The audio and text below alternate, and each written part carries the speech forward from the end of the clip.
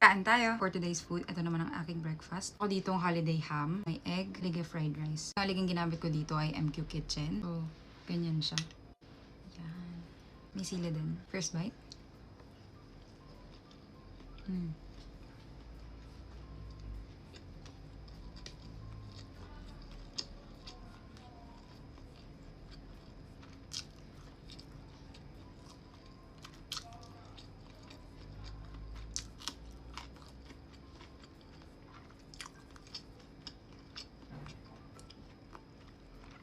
Ganitong breakfast yung nilolook forward ko pagkatapos ng Noche Buena tsaka Medianoche. Kasi actually yan, may mga natirang ham, ganon. So yun yung kinakain namin for breakfast.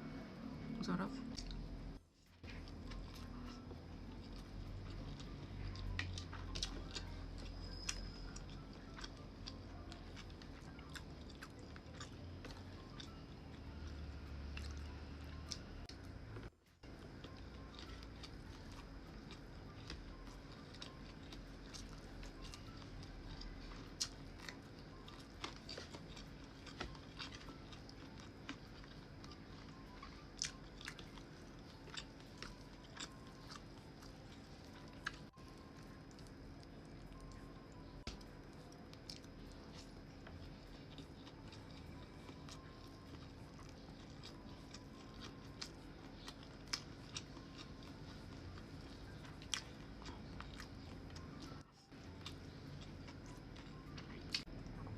Madami pa kaming leftovers, pero bumukbang ko siya ng separate. Tapos, I think, uunahin ko yung i-post.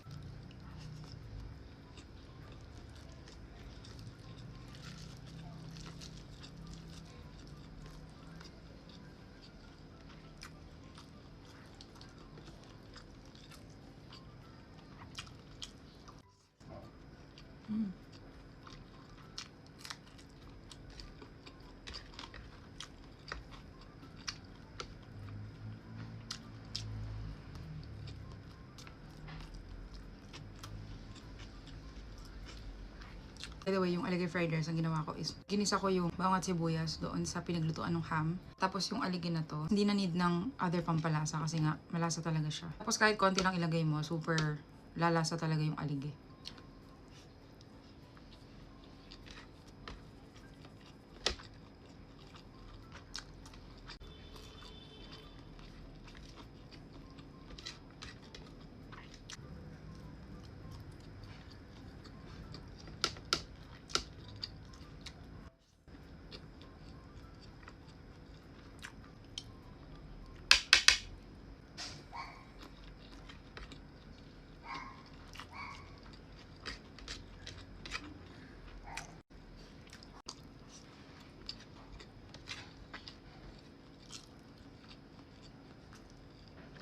Last bite.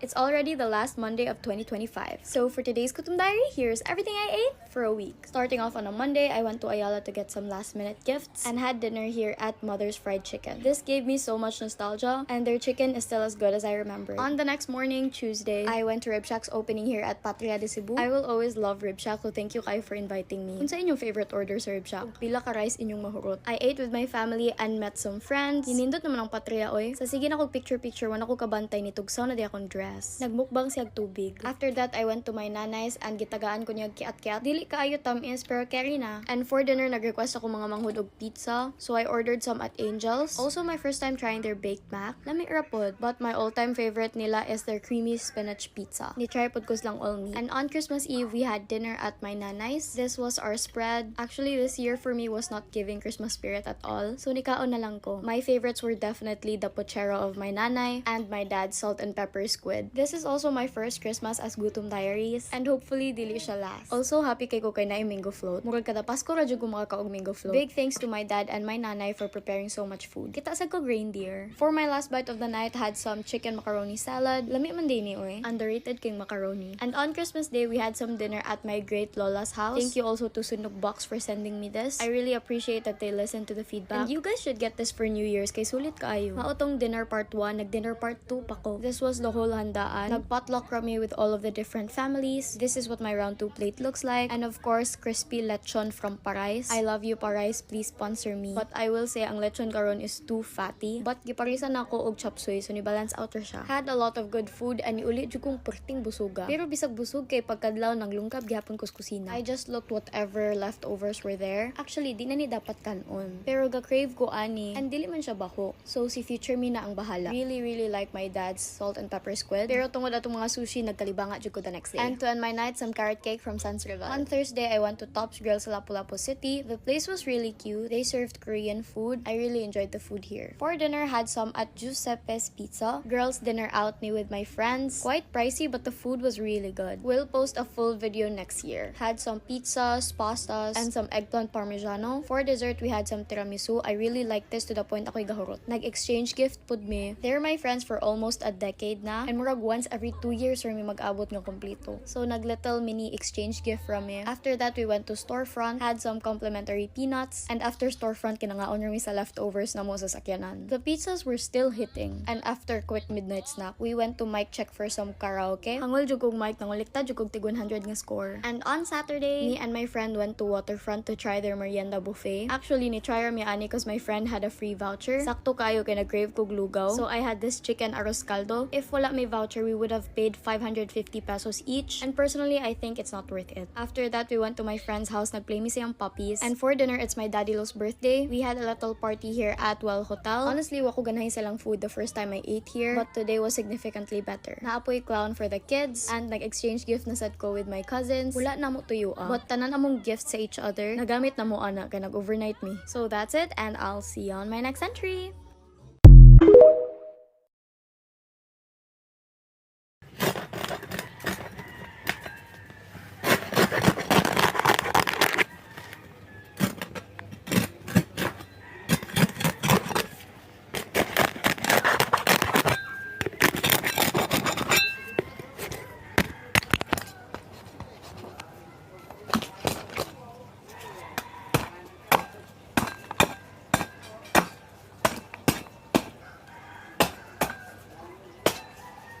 Jollibee mukbang. Peach eh. Tapos chicken. Yan, thank you Lord sa blessing. Kain tayo.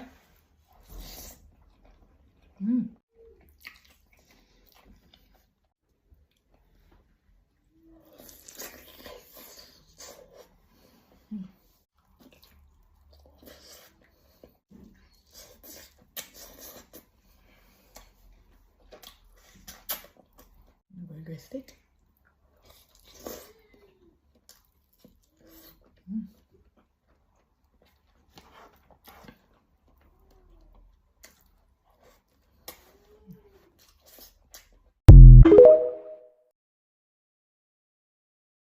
So, dahil yung pata.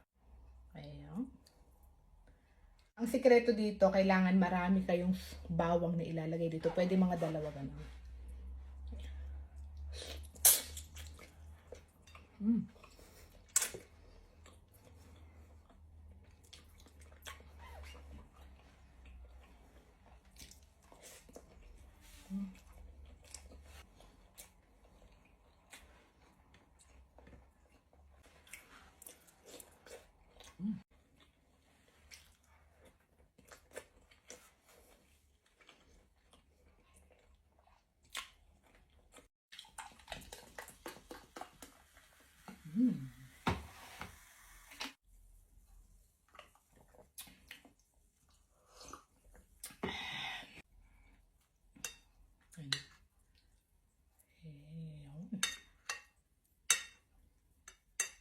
Tsaka pag paksiw, talaga mga paksiw ang nilalagay mga buo-buong paminta, no? Kasi mas malasa sila eh.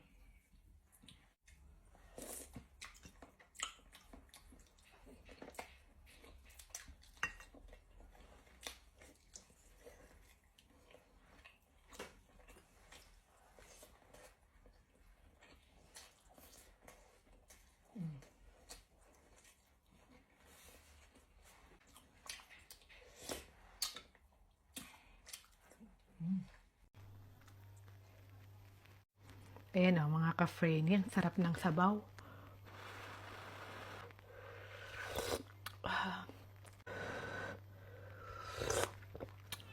Sarap sa tiyan ng sabaw. Ang tagal ko hindi nakakain ng lechon paksiw, kaya simulan natin sa balat.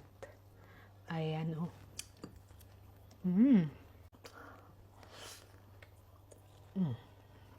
Ayan, pork ribs.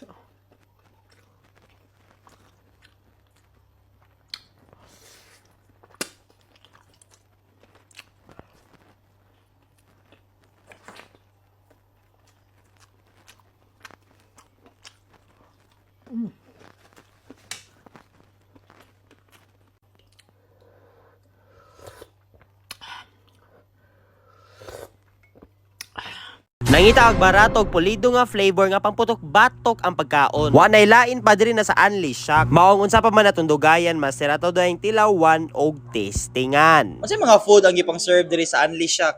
Naray tayo ko buffalo wings, then chicken katsu, then sizzling overload, o sisig with knuckles, sir. Wow, lamianin nila ma'am no? Naka-unli na sila tanan ma'am? Ang only rice natin, sir, is kanang mga sizzler, sir, 99.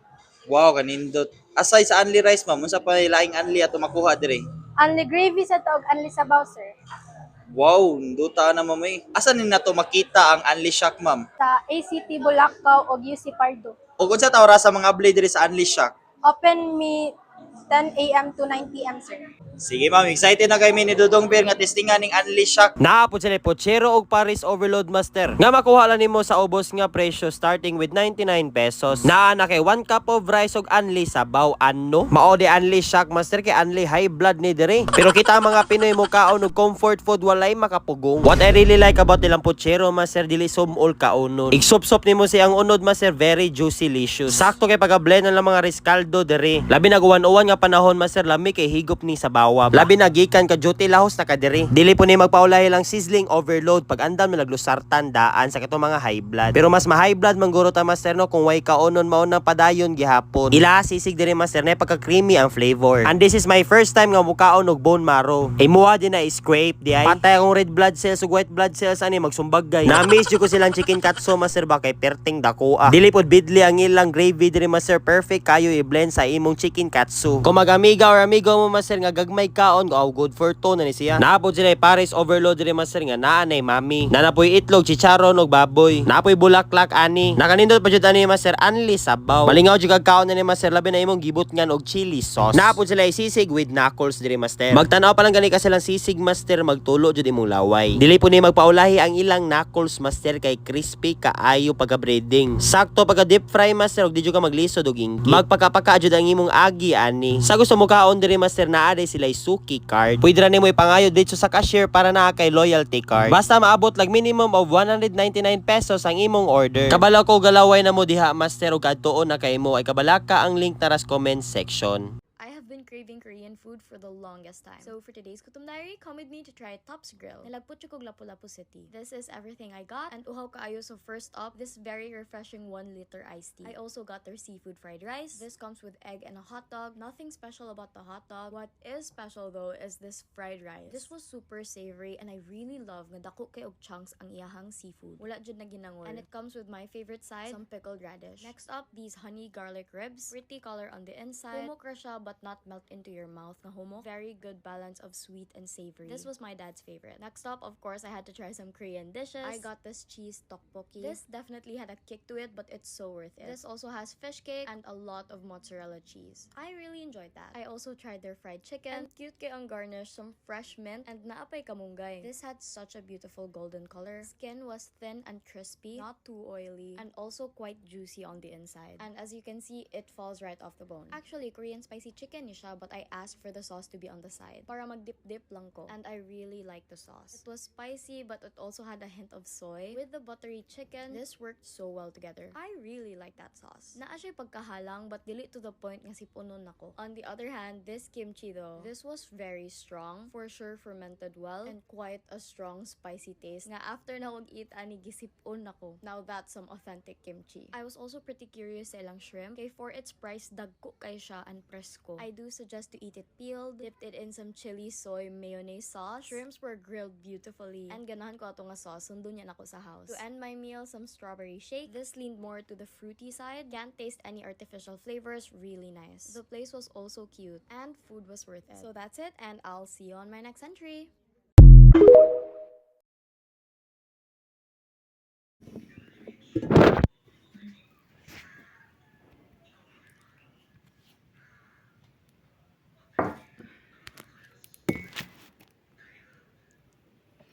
What's up humans? Gwapo pa ning matang matulog bumupiho-piho sa red.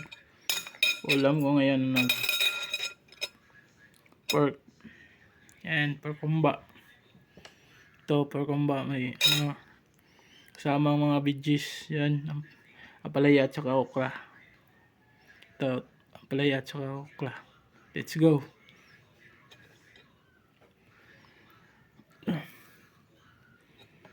Early dinner tayo ngayon kasi may lakad tayo. Kain mga tayo pang ano.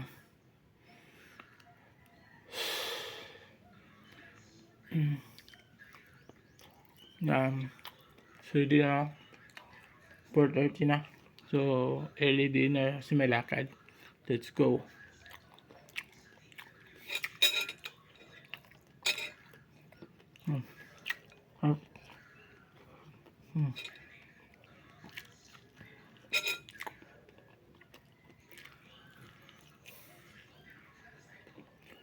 Good.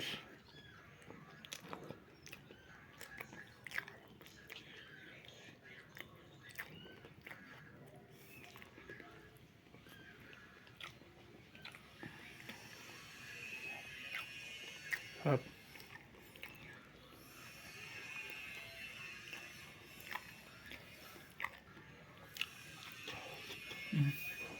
Good.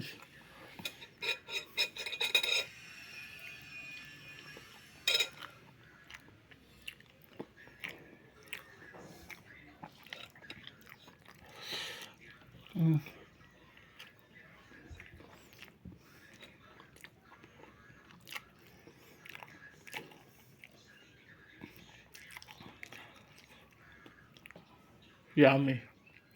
Sa porkumba may veggies. And okulat sa ano. Abayaya. Yeah. The best luto na ako. Kapon chicken ulam. Ayun ano na. Pork kumba. Sarap.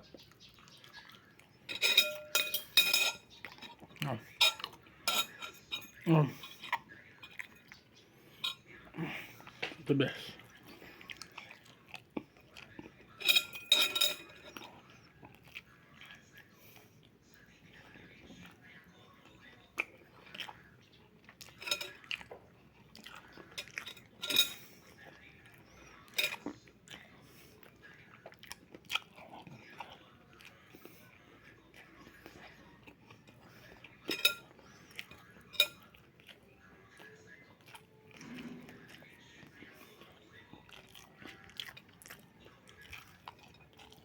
Sarap.